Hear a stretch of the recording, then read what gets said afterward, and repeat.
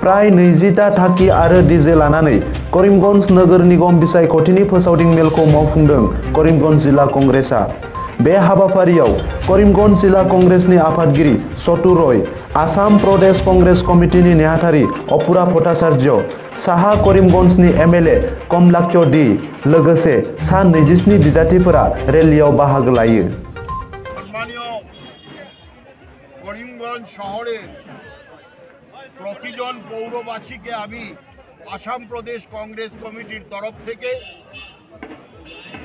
आंतरिक भालोबासा एवं श्रद्धा ज्ञापन करलाम। आगामी 6 मार्च जे पौर निर्वाचन अनुष्ठित होते चलेছে সেই নির্বাচনে ভারতীয় জাতীয় কংগ্রেস দলের মনোনীত প্রার্থীরা যে বিজয় লাভ করবেন, গতকালকে আমি এসে বরাকের মাটিতে পা রেখে আর করিমগঞ্জে পা রাখার পর আমি নিশ্চিন্ত হয়ে গেছি। তাই আমরা সমস্যা সমাধানের জন্য আসছি। আমরা এই পৌর নির্বাচন লড়ছি মানুষের স্বার্থে, মানুষের জন্য, মানুষের সমস্যা সমাধান করাই আমাদের মূল লক্ষ্য। এই পৌরসভাতে গত দিনে যেগুলো চুরি হয়েছে, যতগুলো অনিয়ম হয়েছে, পয়সার ছিনতাই হয়েছে, সেগুলো আমরা বন্ধ করব।